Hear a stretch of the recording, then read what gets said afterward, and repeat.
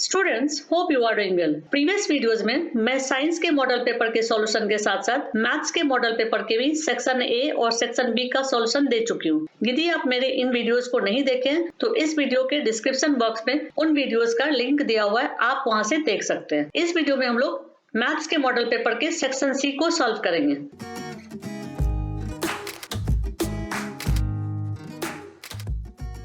इस वीडियो के सॉल्यूशन को देखने से पहले आप चाहे तो ऑथेंटिक गुजराती में लिखे मॉडल पेपर से क्वेश्चंस को टैली कर सकते हैं। अब हम लोग सेक्शन सी का सॉल्यूशन करेंगे। सेक्शन सी के लिए आपको 18 मार्क्स मिलेंगे।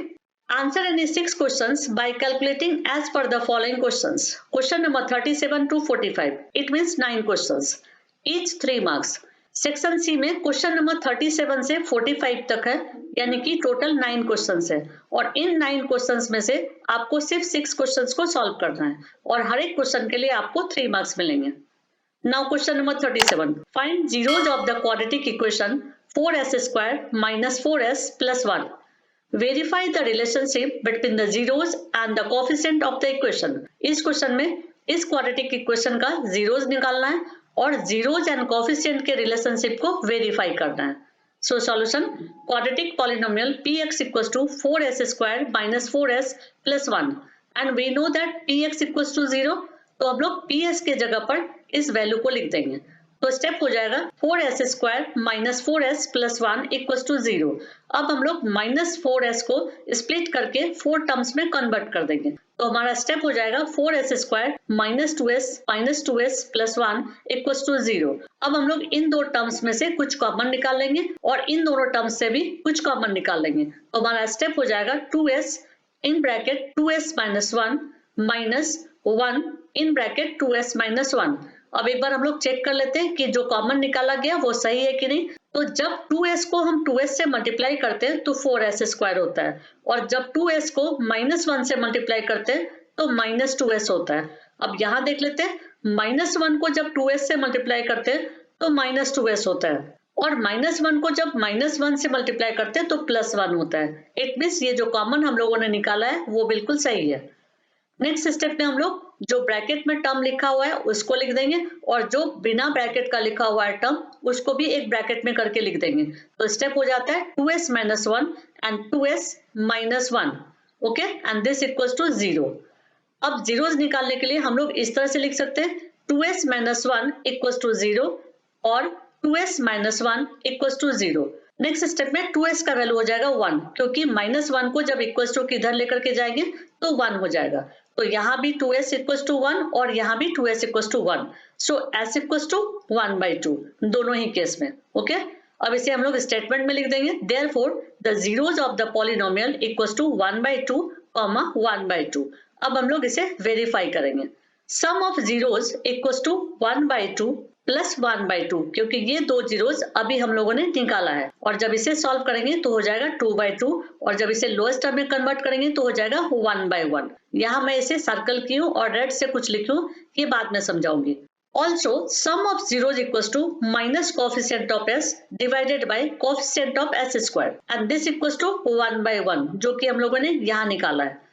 Next, product of zeros = 1/2 multiplied by 1/2 and this equals to 1/4 and this equals to also constant term divided by coefficient of s²। अब हम लोग एक बार चेक करते हैं, जो क्वेश्चन में क्वाड्रेटिक पॉलिनोमियल दिया हुआ है उसके अकॉर्डिंग जीरोज और कोएफिशिएंट का रिलेशनशिप सही है कि नहीं।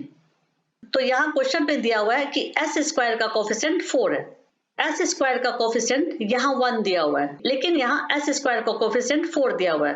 तो हम लोग इसको भी 4 करने के लिए करेंगे 1/1 मल्टीप्लाइड बाय 4। जब हम डिनोमिनेटर में किसी डिजिट से मल्टीप्लाई करते हैं तो हमें न्यूमरेटर में भी सेम डिजिट से मल्टीप्लाई करना पड़ता है, इसलिए हम लोग यहाँ लिखेंगे 1/1 मल्टीप्लाइड बाय 4/4। तो क्या हो जाएगा, इक्वल्स टू 4/4। अब यदि यहाँ पर ये 4/4 हो गया तो कोएफिशिएंट ऑफ s² का वैल्यू क्या हो गया, 4, एंड कोएफिशिएंट ऑफ s का वैल्यू क्या हो जाएगा, 4। अब एक बार हम लोग क्वाड्रेटिक पॉलिनोमियल को टैली करते हैं तो देखिए यहाँ पर कोएफिशिएंट ऑफ s का वैल्यू क्या दिया हुआ है, -4, और ये माइनस जो साइन आया है वो इस माइनस साइन से आया है, ओके, +1। अब हम लोग कांस्टेंट टर्म को देख लेते हैं कि 1 है कि नहीं। तो कांस्टेंट टर्म के सामने 1 लिखा है, इट मींस की जो रिलेशनशिप है जीरोज एंड कोएफिशिएंट का वो बिल्कुल सही है।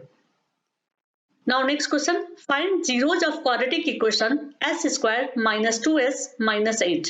Verify the relationship between the zeros and coefficient of the equation.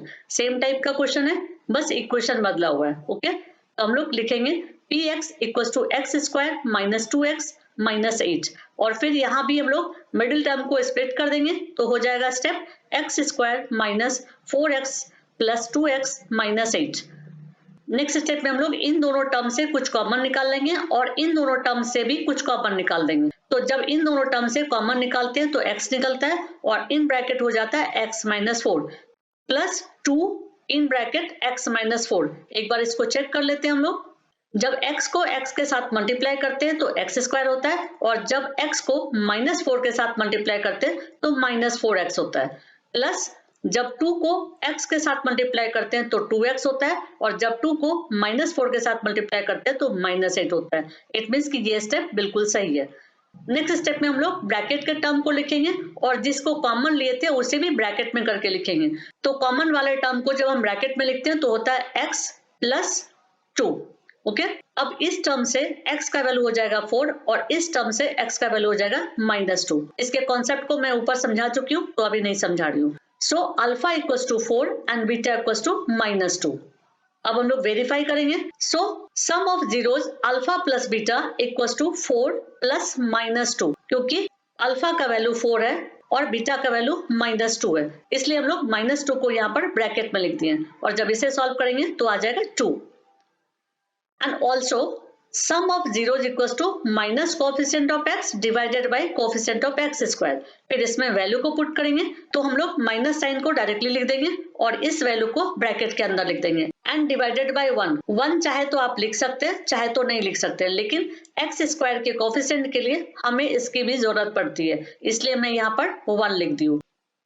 Now product of zeros alpha multiplied by beta equals to 4 multiplied by minus 2 and this equals to minus 8. And also product of zeros equals to constant term divided by coefficient of x square and this equals to minus 8 and divided by 1.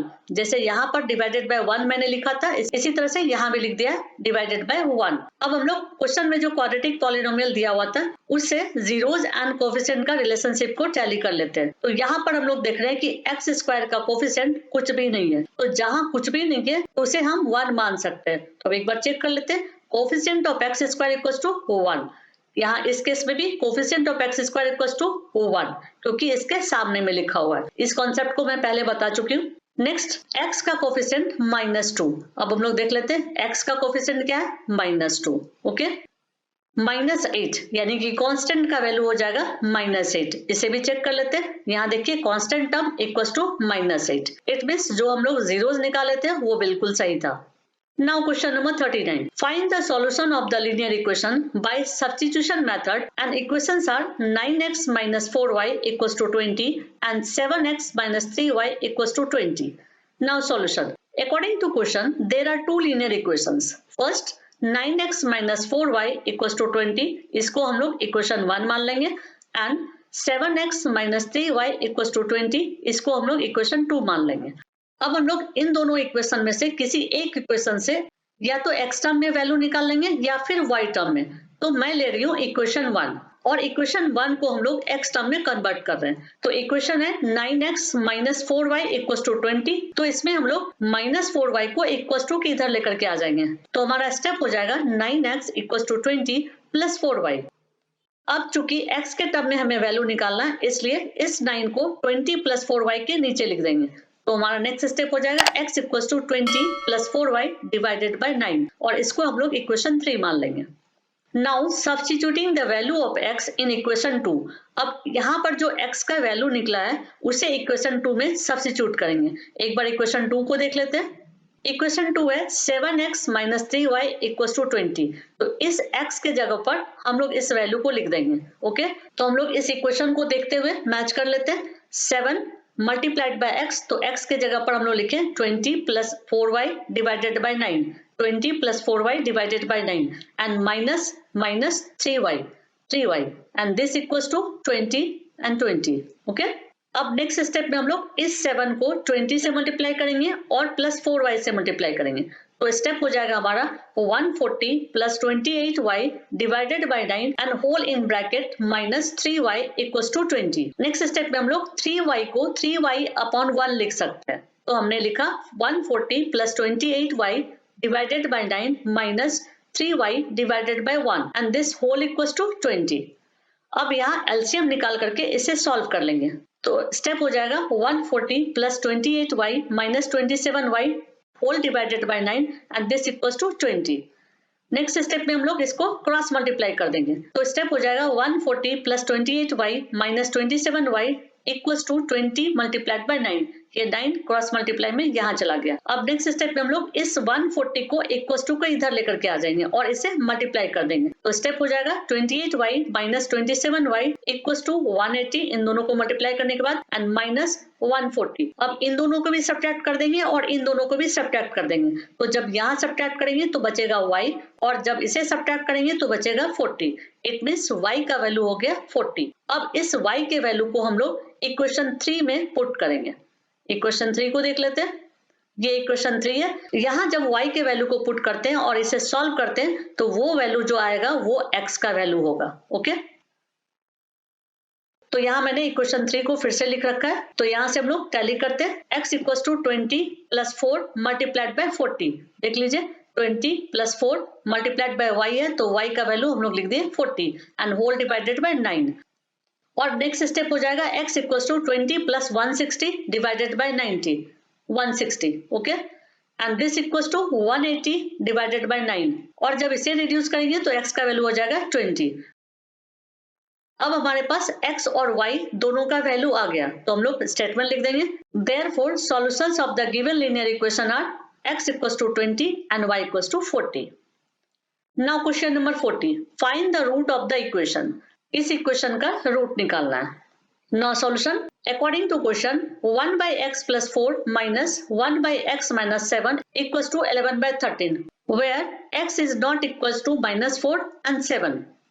अब इसे solve करने के लिए हमें इन दोनों का LCM निकालना पड़ेगा। तो जब इस तरह के टर्म होते हैं और एलसीएम निकालना होता है तो हम लोग डायरेक्टली इसे ब्रैकेट में करके लिख देते हैं। तो हम लोग इसका एलसीएम इस तरह से लिखेंगे x plus 4 in bracket and x minus 7 in bracket और इसे सॉल्व करेंगे। तो स्टेप हो जाएगा x minus 7 minus x minus 4 divided by this and this whole equals to 11 by 30। और अब हम लोग यहाँ देख रहे हैं कि एक प्लस x है और एक माइनस x है, तो ये दोनों कैंसिल हो जाएगा और हम लोग माइनस 7 और माइनस 4 को ऐड कर देंगे तो हो जाएगा माइनस 11। इस स्टेप में हम लोग देख रहे हैं कि यहाँ 11 है और यहाँ भी 11 है, तो ये दोनों 11 कैंसिल हो जाएगा, लेकिन ये साइन रह जाएगा और ये साइन 30 के पास क्रॉस मल्टीप्लिकेशन के थ्रू चला जाएगा। तो हमारा स्टेप हो जाएगा x plus 4 in bracket x minus 7 in bracket and this equals to minus 30। यहाँ ये माइनस साइन यहाँ से आ गया। ओके, अब हम लोग इस स्टेप को जब सॉल्व करते हैं तो हमारे पास दो ऑप्शन आता है, या तो आइडेंटिटी यूज कर ले या फिर डायरेक्टली मल्टीप्लाई करते हुए सॉल्व करें।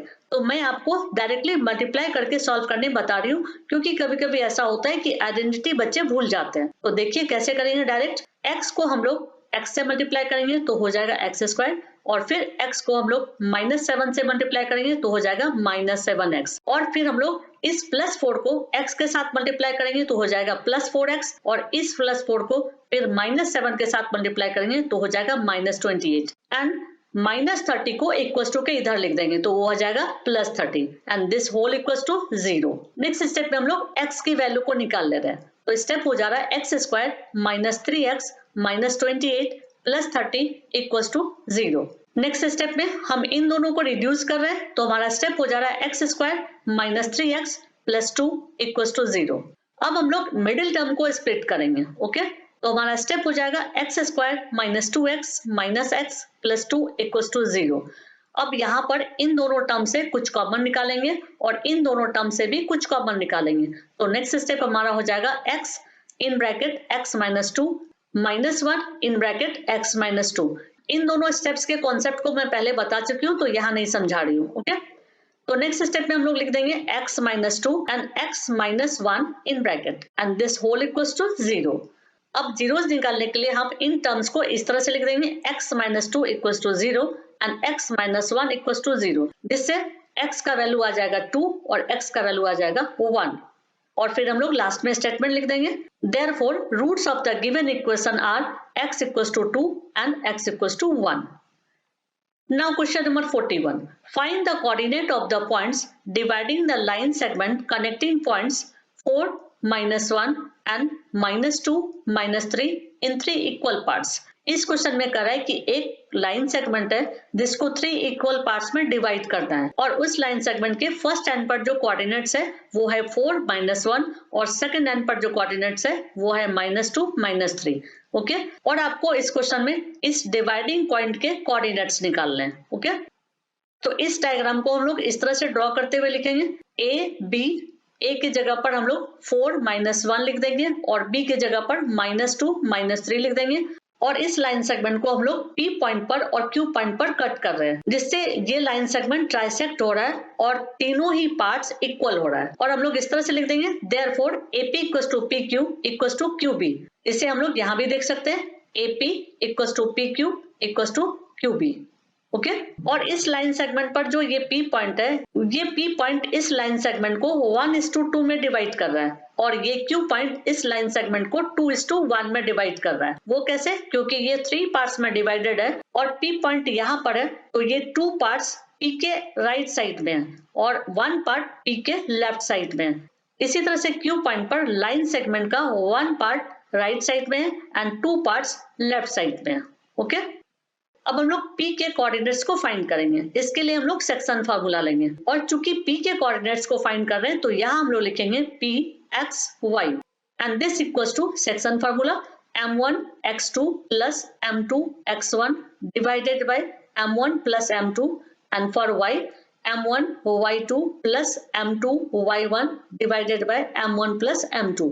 ओके इस डायग्राम को मैं यहाँ फिर से ड्रॉ कर रही हूँ क्योंकि m1 m2 को समझाना है. तो P पॉइंट के लिए m1 ये 1 वाला पार्ट हो गया और m2 ये 2 वाला पार्ट हो गया. ओके अब हम लोग इस फार्मूला में वैल्यू को पुट करेंगे. तो px कोऑर्डिनेट के लिए हम लोग लिखेंगे m1 का वैल्यू 1 मल्टीप्लाइड बाय x2 का वैल्यू -2 प्लस m2 का वैल्यू 2 तो यहाँ लिखेंगे 2 मल्टीप्लाइड बाय x1 का वैल्यू 4 तो यहाँ लिखेंगे 4 and whole divided by m1 plus m2 का वैल्यू है 1 और m2 का वैल्यू है 2 तो यहाँ लिखेंगे 1 + 2 और फिर इसे सॉल्व करेंगे.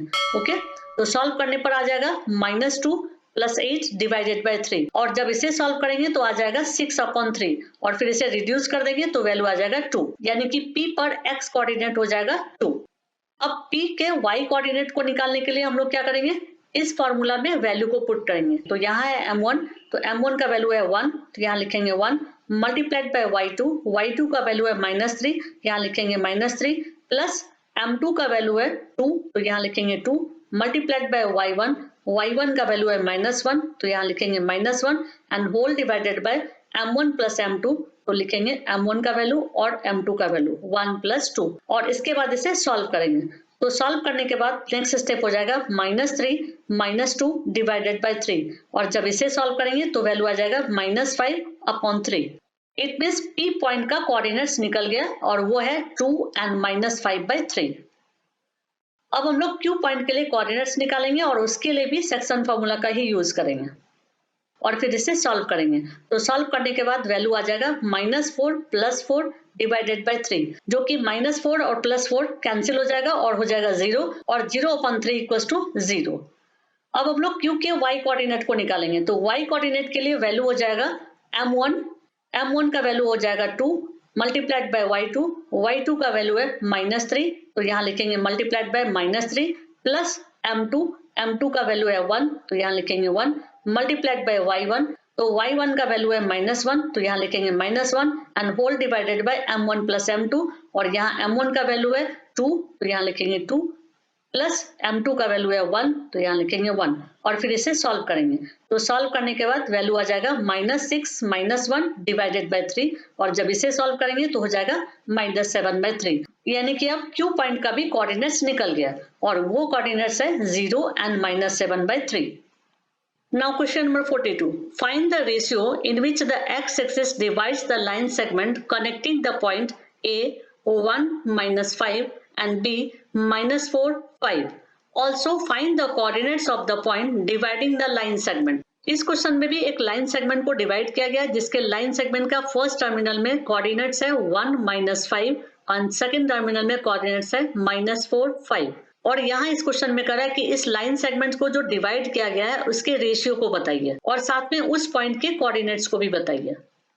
तो इस तरह से हम लोग डायग्राम को ड्रॉ करेंगे और लिखेंगे let the ratio in which the line segment joining A 1 -5 and b -4 5 is divided by x axis b k/1। यहाँ हमने लिख भी दिया है k/1। Okay, if the ratio in which p divides ab is k/1 then the coordinates of the point p will be this। Okay, जब इस तरह से किसी लाइन सेगमेंट को 2 पार्ट्स में डिवाइड किया जाता है और उसके रेशियो को पूछा जाता है तो हम लोग इस फॉर्मूला का यूज करते हैं kx2 + x1 divided by k + 1 and ky2 plus y1 divided by k plus 1। Therefore, coordinates of the point of division are this one। और यहाँ हम लोग सिर्फ इस फॉर्मूला में क्वेश्चन में जो कोऑर्डिनेट्स दिया हुआ था उसके वैल्यू को पुट किए। तो एक बार चेक करते हैं, यहाँ लिखा है k तो हम लोग यहाँ k लिख दिए एंड x2 तो x2 का वैल्यू क्या है -4 तो यहाँ लिखा -4 प्लस x1 तो x1 का वैल्यू क्या है 1 तो यहाँ लिखा 1 और होल डिवाइडेड बाय k + 1 तो यहाँ लिख दिया whole divided by k + 1 and next k तो k लिख दिया मल्टीप्लाइड बाय y2 तो y2 का वैल्यू है 5 तो हमने यहाँ लिखा 5 प्लस y1 तो y1 का क्या वैल्यू है -5 तो यहाँ क्या हो जाएगा प्लस माइनस मर्ज होकर के minus and 5। Okay, and whole divided by k + 1। We know that y coordinate of any point on x axis is 0। हमें पता है कि x axis पर y coordinate हमेशा 0 ही रहता है। तो हम लोग क्या करेंगे कि इस y coordinate को वैल्यू को ले लेंगे और this equals to 0 लिख देंगे। तो यहाँ हम लोग लिख रहे हैं therefore 5k - 5 this one divided by k + 1 this one and whole equals to 0। अब यहाँ हम लोग क्रॉस मल्टीप्लाई कर दे रहे हैं तो क्रॉस मल्टीप्लाई करने पर क्या हो जाएगा 5k - 5 equals to 0 and multiplied by k + 1 in bracket. Okay, और इसका वैल्यू क्या हो जाएगा 0।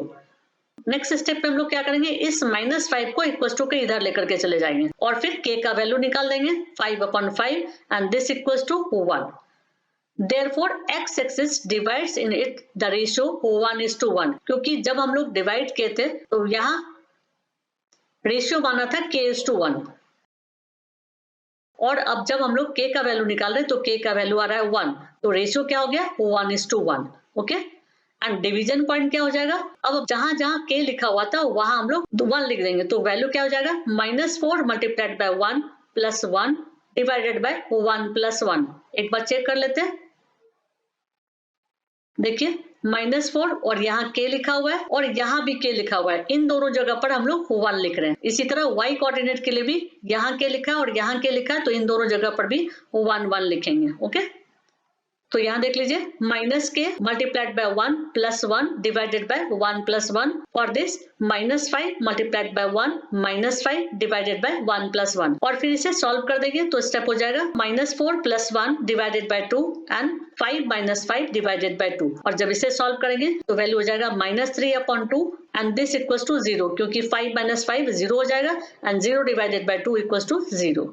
So the coordinates of the points are -3/2 and 0. Now question number 43. The cost of fencing a circle-shaped farm is rupees 5,280 at the rate of rupees 24 per meter. If the rate of plowing the farm is rupees 0.50 per meter square, find cost of plowing whole field. इस question में करा है कि एक farm है circular shape में, okay, और उस सर्कुलर शेप के फार्म के फेंसिंग का कॉस्ट ये दिया हुआ है 5,280 रुपीज और फेंसिंग करवाने का जो रेट है वो है ₹24 पर मीटर। यदि उस फील्ड को प्लोइंग कराना है और उस प्लोइंग का रेट यदि इस तरह का है यानी कि ₹0.50 पर मीटर स्क्वायर तो पूरे फार्म को प्लोइंग करवाने का क्या कॉस्ट होगा। ओके, तो हम लोग फॉर्मूला लेंगे length of the fence in meters equals to total cost divided by rate. तो टोटल कॉस्ट का वैल्यू है 5,280 एंड डिवाइडेड बाय रेट का वैल्यू है 24। यहाँ देख लीजिए 24, इसे सॉल्व कर देंगे तो वैल्यू आ जाएगा 220। So circumference of the field equals to 220 metre. यहाँ फील्ड चूंकि सर्कुलर है इसलिए उसके लेंथ को सर्कमफेरेंस कहेंगे। ओके, और सरकमफेरेंस का फॉर्मूला होता है 2 पाई आर, और हम लोग मान लेंगे कि जिस सर्कुलर फार्म की बात हो रही है उसका रेडियस आर है, तो हम लोग इस तरह से लिखेंगे therefore if R meters is the radius of the field then 2 pi R equals to 220, क्योंकि सरकमफेरेंस का वैल्यू निकला था 220। ओके, और फिर हम लोग पाई के वैल्यू को पुट कर देंगे, तो हमारा स्टेप हो जाएगा 2 multiplied by 22/7 multiplied by R equals to 220, और फिर इससे आर का वैल्यू निकालेंगे। तो आर का वैल्यू क्या आ जाएगा 220 multiplied by 7 divided by 2 multiplied bye 22, और फिर जब इसे सॉल्व करेंगे तो वैल्यू आ जाएगा 35। इट मींस कि रेडियस का जो वैल्यू होगा वो हो जाएगा 35 मीटर। अब हम लोग एरिया निकालेंगे। Now area of the field pi R square. अब इस फॉर्मूला में आर के वैल्यू को पुट कर देंगे, तो हो जाएगा पाई 35 होल स्क्वायर।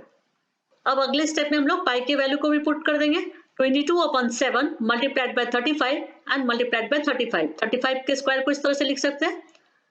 अब इस 7 से 35 को कट कर देंगे, तो हो जाएगा value 22 multiplied by 5 multiplied by 35, और चूंकि हम लोग एरिया निकाल रहे हैं तो यूनिट लिख देंगे metre square. Now cost of ploughing 1 metre square of the field equals to ₹0.50, जैसा कि क्वेश्चन में दिया हुआ है। तो टोटल फील्ड के प्लॉइंग का कॉस्ट क्या हो जाएगा ₹22 multiplied by 5 multiplied by 35 multiplied by 0.50। ये जो वैल्यू है हम लोग यहाँ निकाले थे एरिया ऑफ द फील्ड, उसी वैल्यू को यहाँ लिखा गया। ओके, और फिर इसे सॉल्व कर देंगे तो वैल्यू आ जाएगा 1925। इट मीन्स की प्लॉइंग का कॉस्ट जो है ₹1925 हुआ। Now question number 44. The length of a minute hand of a clock is 14 centimeter. Find the area formed by minute hand in 5 minutes.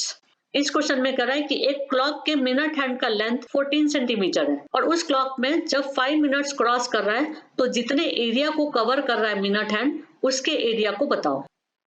So solution, in 60 minutes minute hand completes one rotation and this equals to 360 degree.